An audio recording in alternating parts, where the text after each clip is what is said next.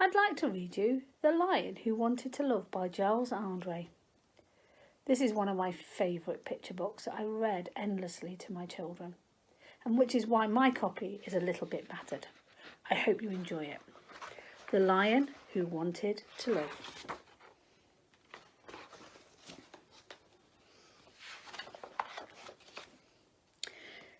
Deep in the African heartland, way out in the hot sunny plains, there lived a small lion who couldn't fit in, and Leo was the lion's name. Now lions are meant to be fierce, and lions are meant to be strong. But Leo just wanted to love everyone and play with his friends all day long. "You worry me, Leo, my darling," his mum said to him one day. "You'll never survive in the animal world if you don't learn to hunt for your prey." "But Mummy," said Leo, bewildered, "I don't think I quite understand. I'm sure there are plenty of lions that hunt who could kill all the beasts in the land. And besides, when I'm next to a zebra, a funny thought goes through my mind. Instead of deciding to bite through his skin, I'd rather much love him instead."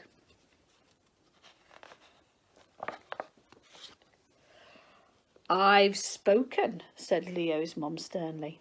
"It's up to you now to decide, but if you insist you're not going to hunt, there's no place for you in our pride." Poor Leo crept off to the jungle. He hoped that with love in his heart, he'd learn how to survive in the animal world, but he wasn't quite sure where to start.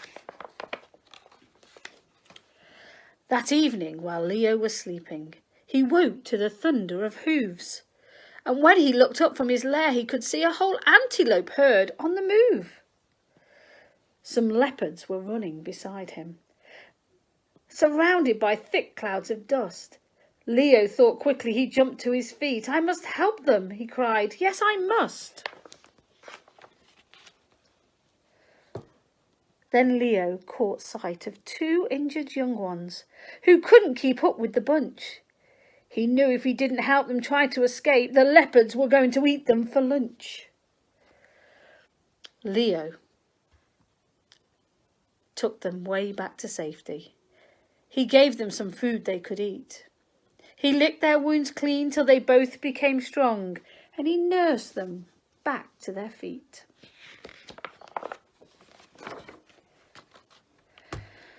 The antelope babies kissed Leo and told him, "We'll never forget that you saved our lives when we thought we were dead. You're the loveliest lion we've ever met." Leo was very excited. His face had lit up in a smile. He's fun making friends in the jungle, he thought. Then he lay down and slept for a while. From that day on, Leo decided to turn to each squeal and each cry. He led little hippos to watering holes, and he taught baby birds how to fly. He helped a giraffe who'd been injured, and a vulture who'd broken his wing. And even though all of his friends gave him food, he never once asked for a thing.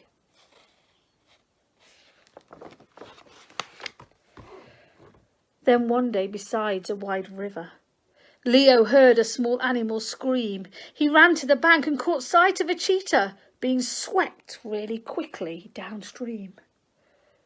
"Please help!" cried the cheetah in panic. "I haven't yet learned how to swim. The waterfall's going to drown me, I'm sure." With a splash, Leo boldly jumped in. He managed to rescue the cheetah and push him quite safe to the side. But as he was trying to scramble ashore, Leo slipped and got caught by the tide. The river was crashing and foaming, and Leo let out a loud yelp. The waterfall wasn't so far away now, so the cheetah rushed off to find help.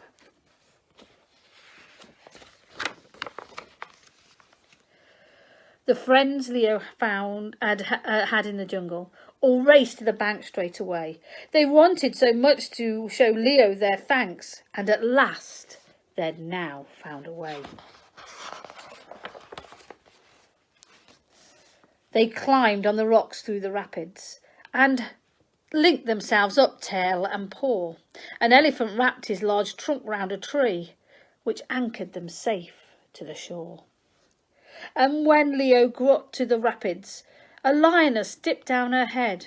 She lifted him gently across to the bank. "You're safe, Leo darling," she said.